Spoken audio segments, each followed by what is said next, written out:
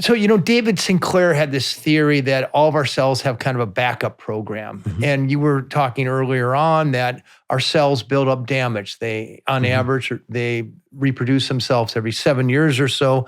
Every time they reproduce themselves, you have 2x more damage. So in 7 years, it's X. In 14 years, it's 2X, and it's 4, then it's 16, et cetera.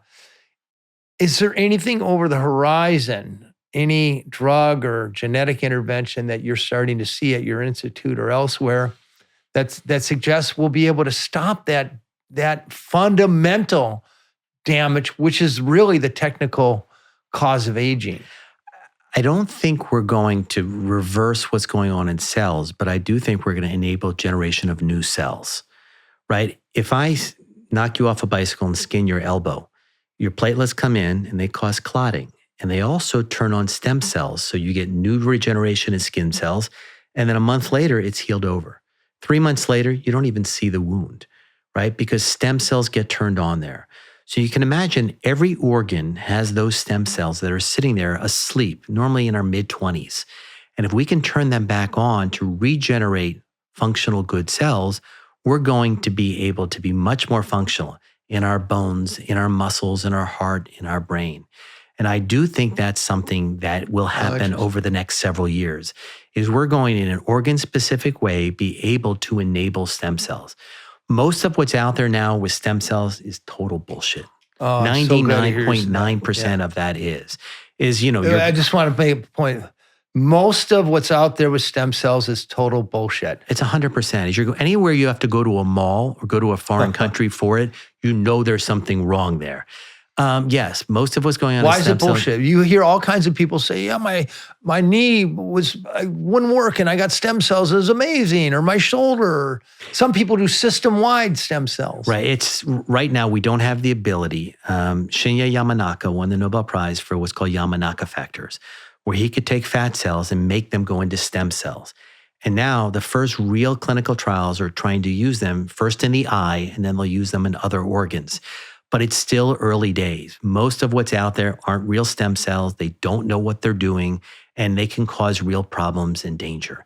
And that's one of the things, taking whether it be a vitamin, a supplement, a stem cell, many of them, it's not that they're benign. Well, it's not going to cause any harm. I might as well do it just in case.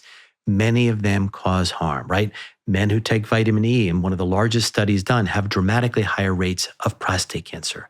Smokers and former smokers who take vitamin A and beta-carotene, dramatically higher rates of lung cancer and death. And by the way, death is a bad endpoint for a vitamin and a supplement. Great for marketing. Many of the supplements out there have heavy metals and other things in them, and they're not pure. So you start to look at them, there really is the potential of causing harm. So it's sticking to that real food. It's don't doing these things now that don't have data behind them. Because again, I want you healthy for 3-4 years from now when these big breakthroughs are going to happen so you can get them. Do you take any supplements? Damn, no. No, I don't either. I don't believe in it. No, I take a baby aspirin a day and I take a statin. Those are the two things I take. And statins are so you don't build up cholesterol. Yeah, statins are, so, they lower LDL, but the real mechanism, there's something called the Jupiter study where they take people with normal cholesterol and they gave them one of the statins and it dramatically delayed heart disease and in this study also reduced cancer because it blocked inflammation. And aspirin, which will reduce the overall death rate of cancer by 30%, heart disease by 22%, and stroke by 17%, also reduces inflammation. So you look at those two, reducing inflammation equals preventing disease. So should every 30-year-old start taking an aspirin and a statin? It all depends on what your family history. Right now, most of the studies were done in people over the age of 40 or over the age of 50, but it really depends on individual risk factors and is talking to your doctor about it.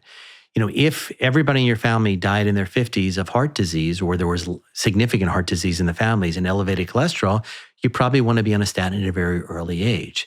If people had cancer and colon cancer, you may want to be on an aspirin at an early age. Which, by the way, is almost everybody, cancer or cardiovascular disease. So if you like that clip, there's a lot more where that came from. So hit the like button, subscribe to the channel, ring the bell so you won't miss our new videos as they come out each week.